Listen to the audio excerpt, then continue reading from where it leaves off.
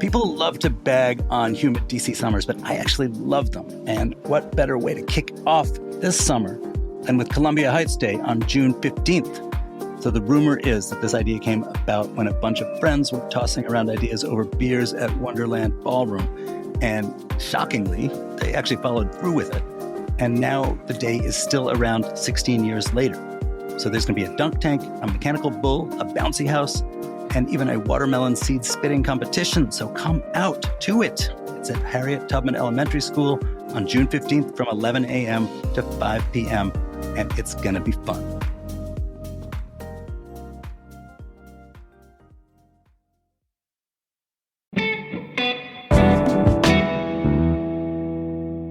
Today on CityCast DC, it is officially summertime, truly one of the most exciting seasons that DC has to offer. So here is your guide to having the absolute best June ever in DC from CityCast's Ash Durbin and Kayla Cody Stemmerman. If you're a new listener, welcome. Maybe you'll find something you can do while listening to our backlog of CityCast DC episodes. There's deep dives on everything from underrated restaurants to city government scandals. Oh, and after our interview, our sponsor, the local nonprofit District Bridges, has a June event of their own to share with you. So stick around to learn more about Columbia Heights Day.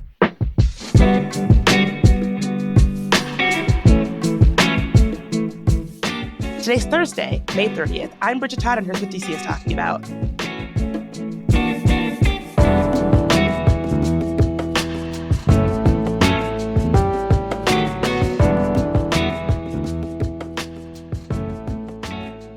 Kayla, Ash, happy summer, happy June. How are we feeling?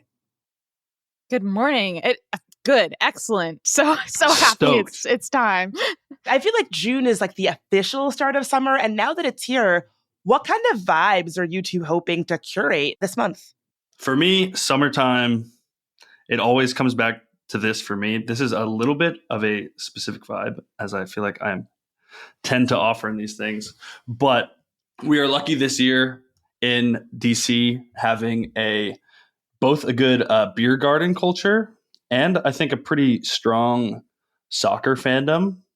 It is both the Euro Championships and the Copa America this year. So my vibe is watching soccer outside at 3 p.m. on a Tuesday, which is when all these games are. What are your favorite spots?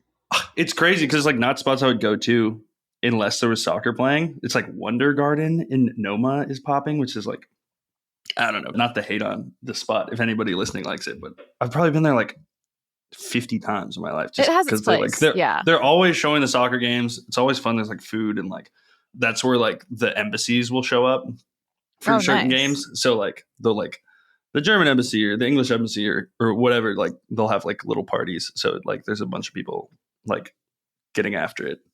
I know like in the past too, DC has like extended hours that people are allowed to serve alcohol in the city for those games specifically. So hoping we can capitalize on that a little too. Yeah, that was the World Cup where they were like letting bars be open at like 5 a.m., which I never did, but... What? You never did that? I never did the 5 a.m. No. Curating the vibe. I know. But these ones are more reasonable hours. You just have to skip work for it. So yeah, way more reasonable. I feel like every time you and I are chatting, you are advocating for people skipping work or playing hooky or doing things other than work during the afternoon, which frankly is kind of a summer vibe. We would never. Kind of vibe. leaving myself a negative trail of crumbs here. I hope no one's following. So that's a pretty good vibe. Kayla, I don't know if you can compete with the vibe of drinking an ice cold beer at 3 p.m. on a Sunday at a beer garden watching a soccer game. That's true. Specific as it may be. Mine's much less specific. My vibe for the month is just going to be like Pride. Like I'm so excited for the block parties. I'm so excited for like all the events going on this month that are celebrating Pride in DC. The Pride Parade this year is like moving. It's not going through DuPont. It's going straight down 14th Street into downtown. It's like controversial, right? Yeah, so it's a bit of a controversial route. It is like gonna affect traffic less. It's gonna be more streamlined. There's just so many people that go nowadays. Like the street is just a bigger street and it's easier to host there. But it obviously sort of cuts out DuPont, which is the historic sort of neighborhood of DC. But they are still having like the annual block party, like Pride block party on the same like area, which is 17th Street Northwest in DuPont. So if you're really missing that 17th Street vibe, there is still stuff for you. And if it's not really like your thing, like the crowds, it's always hot and sweaty and loud, and you have to walk a long ways. And if that's not your vibe, there's plenty of other Pride events going on this month that you can like check out. There's like book readings and all sorts of fun things to look forward to. And I feel that even if you don't want to try to go to the parade and stand on the street, it's prime people watching. So on times when I'm feeling a little less people-y, I'll sometimes sit in an outdoor bar along the route and just sort of take it in that way. It's like prime location for people watching, I think. Yeah. If you have that friend with that apartment overlooking 14th Street, now is the time to really get in with them before the parade. So my vibe for this summer kind of aligns with what you've said, Kayla, about sort of doing things and doing them in your own way that maybe is a little less involved, but still fun. I feel like in the beginning of the summer when June hits, I look at my calendar and I see it so full of stuff. And so I'm traveling every weekend. I have a concert every weekend. I have plans every weekend. That's fun. That's great. However, it doesn't leave a lot of room for what I think is really the vibe of summer in DC, which is spontaneity.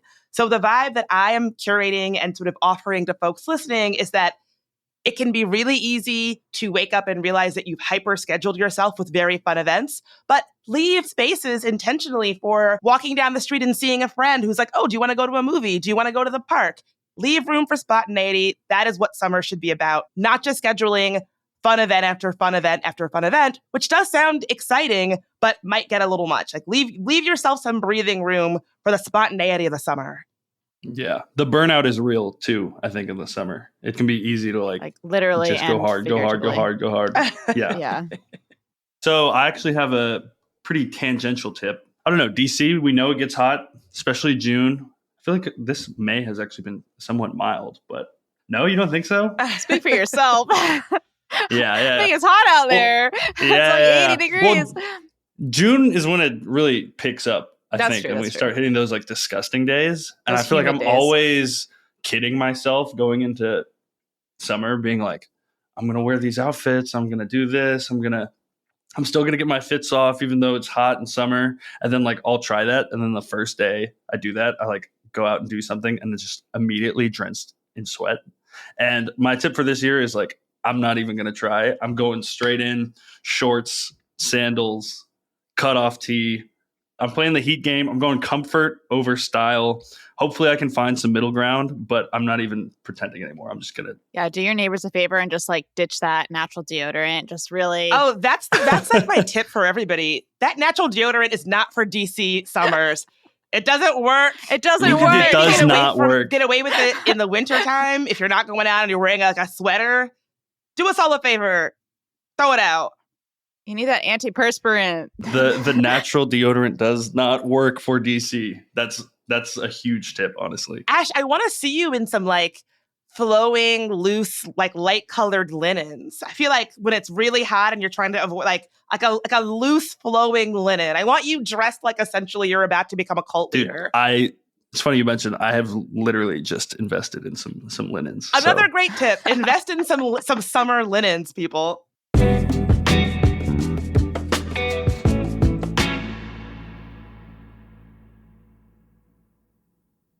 Hey DC, one of the reasons hosting this show is so important to me is this statistic from the US Surgeon General. Ready for it? The percentage of Americans who report feeling very attached to their community is only 16%. Now, there's a lot of ways to look at that number, which, by the way, is pre-pandemic data, but here's how I'm thinking about it. CityCast DC is something that we're building to make it easier for you to feel attached to this community. I don't want anyone to feel lonely or bored here in DC. I want you to know how you can help make this city more fun and more livable, and where all the good local stuff is at. And if you think we're doing a good job, I'm asking if you'll become a member of CityCast DC today at membership.citycast.fm. You'll get exclusive perks like ad-free listening, event invites, and members-only guides.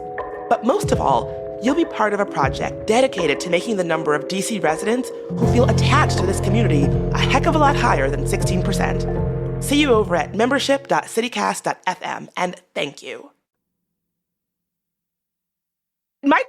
kind of related to sort of cooling off in the summer, albeit a little tangentially. The pools are opening. It's one of my favorite things to do is to spend an afternoon at the DC public pools. My favorite one is Banneker. But as a longtime DC resident, as somebody who's been going to the pools for a very long time, I have seen this play out time and time again at Banneker. So at Banneker, particularly for going on a Saturday or a Sunday, they can be sticklers about residency. So if you don't have a driver's license that has a DC address on it, or like a utility bill or something that indicates that you are a DC resident, they can be pretty sticklers about not letting you in, right? I have seen this play out time and time again, specifically at Banneker.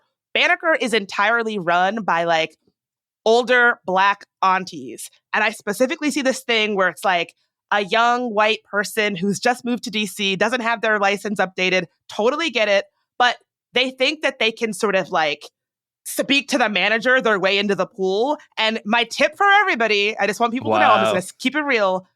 The name of the game of getting into the pool when it's being run by an older Black auntie is sweetness and light. It is deference. It is, oh, ma'am, I'm so sorry.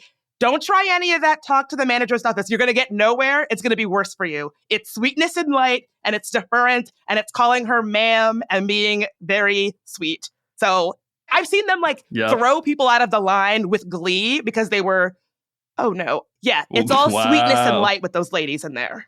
Yeah. And let's take that to a wider, let's have a lot of sweetness and light in June in general. I don't really, what are the rules for the pool? Like, do you have to be a resident to go at all? You need to be a resident with like a driver's license or like a utilities bill to go. They do have some kind of a pass where you can pay a little bit if you guest pass. In peak summer, that line is always really long, and you don't want to be the person who was like, oh, let me pull up your janky website and pay $5 to get a guest pass or whatever. So yeah, trust me, many years of standing in line to get into that pool. Keep it efficient. Those ladies, they will appreciate it, I'm sure. Sweetness and light and update your driver's Yes. Also on the pool front, not an outdoor pool, but an indoor pool, the Wilson Aquatic Center is going to be reopening before summer, they said. It should be in spring. So that means, sometime in June, obviously. So pretty excited for that as well. Yeah, and another good tip is there's a pool right near me, walking distance. They're quite nice during the weekday early evenings. There's usually nobody there but like parents and their kids. And so if you're looking for a really chill, not crowded swim situation, hit the public pools early evening weekdays. And take a sandwich to get the full nostalgia.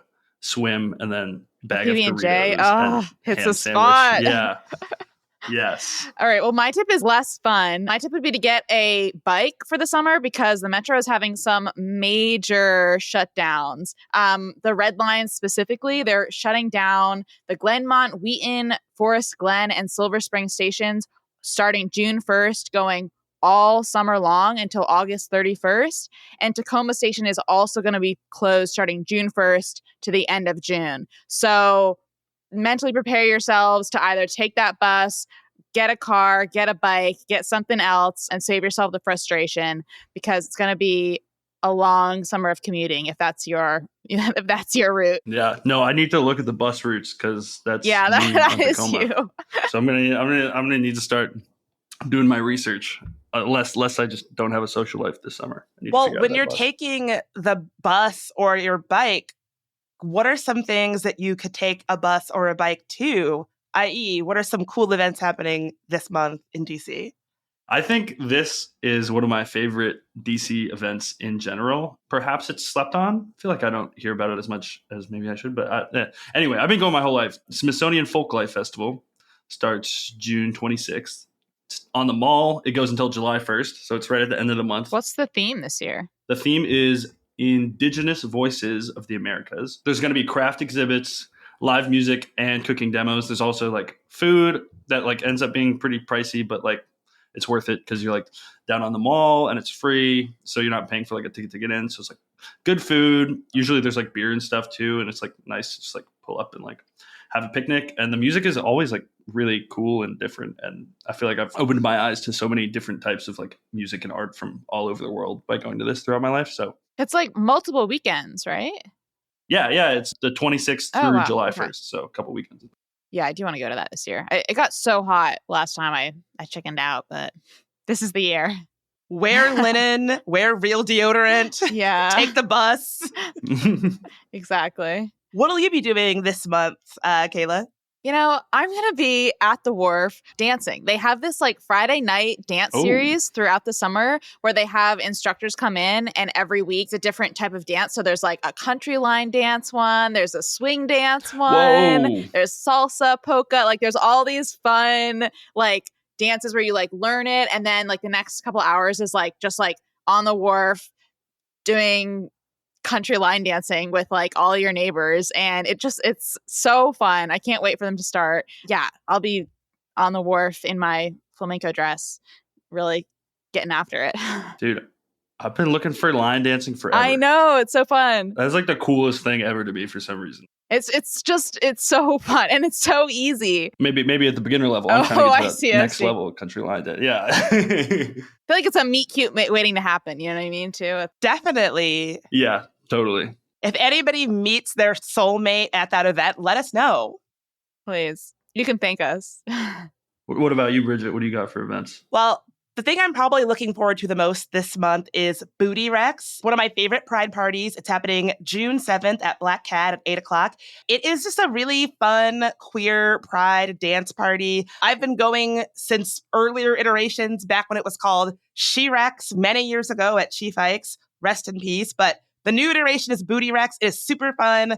The DJs are great. One of the DJs is a friend of the show, DJ Natty Boom. Yeah, it's just like a really fun, inclusive dance party. Super easy. It doesn't matter. Like I as somebody who's a bit older at some of these dance parties, it's like you still feel included and it's still really fun. So yeah, I'm really looking forward to it. What kind of music we talking?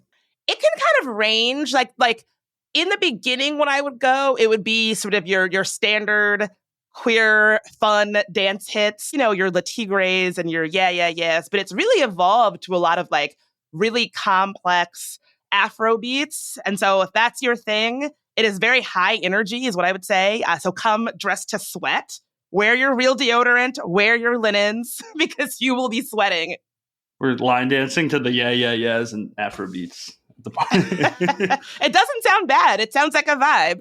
Well, Kayla, Ash, I will see you on the dance floor. Thanks, Bridget. Thanks, Bridget. And listeners, don't go anywhere. In just a moment, CityCast's interim content director, Priyanka Tilve, is sitting down with our sponsor, District Bridges, to tell us about a June event that they're organizing this month to celebrate the Columbia Heights neighborhood.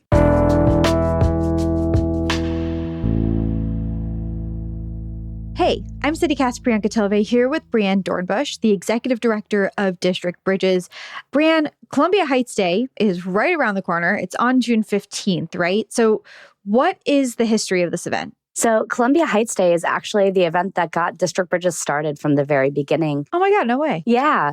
A bunch of neighbors came together. They were having some adult beverages down at Wonderland Ballroom and decided they wanted to celebrate the community through a festival. And thus, the Columbia Heights Day Festival was born 16 years ago. So this year will be our 16th festival. It is so classic that this idea was born at Wonderland Ballroom. There's no more iconic spot for that to happen. Truly. So what does it entail? Like, what is at Columbia Heights Day? Yeah, so this year's festival is going to be awesome. It's being held at the Harriet Tubman Field, and we have a mechanical bull this year for the first time. The ever-loved dunk tank is coming back. We're having a watermelon seed spitting contest. Other unique things, we have a scavenger hunt that's going on, a foam beret party, moon bounces, double dutch, comedy and magic show, drag story time, you name it, we have it. We've got food vendors, and we've got tons and tons of music throughout the day. It's just going to be a really fantastic day. People should absolutely come out. Oh my God. The first three items you listed made me think like, wow, this sounds pretty rowdy. But all in all, it sounds overall very fun and wholesome. It is an absolutely wholesome event, very family friendly. The mechanical bull is the first time we're doing it, but it's going to be a ton of fun. We always try to bring new elements to just keep the intrigue up and lots of just community fun. I know you mentioned that this was the event that got District Bridges started, but other than that, what makes this event special for District Bridges? Well, this is an incredibly important event to me personally. I actually met my husband because he volunteered for Columbia Heights Day back in 2016. So you never know what you're going to get if you volunteer. So come out and volunteer for Columbia Heights Day. But beyond actually building families as well as community, this event is really just meant to be an opportunity to celebrate the businesses that are in our community, the incredible nonprofit organizations, the different restaurants. And it's just an opportunity for people to connect. And now more than ever, that's really important. We have had COVID. We've been isolated from one another. And so opportunities to come together and celebrate the diversity and the unity of our community is just so important. Yeah, it really does sound like the quintessential community building day. And I mean, like there have been all these articles lately about singles events on the rise. And I feel like you just pitched Columbia Heights Day as a singles event. Absolutely. Come out and volunteer. It's a great opportunity. My husband can attest to that. Okay, so if people want to volunteer or get involved in other ways, how can they do that? Yeah, they should go to our website, districtbridges.org, and our Columbia Heights Day event is on there, and there are ways for you to sign up. We also have a scavenger hunt that is live right now for folks to explore their neighborhood. You have a chance to win a free t-shirt and a $25 gift card to one of your favorite businesses in the neighborhood. It extends the festival so that we don't have to just celebrate it on one day. It's your opportunity to explore the neighborhood in the first few weeks leading up to the festival and then come out and celebrate on the big day. So there's lots of ways to come and get involved directly, but also just come and enjoy the event. It's completely free. And so we really encourage folks to come and get involved. Okay, amazing. Brianne, thanks for being here. Again, Columbia Heights Day is on June 15th from 11 a.m. to 5 p.m. And check out districtbridges.org to learn more. You can find that link in our show notes as well. Thanks for listening.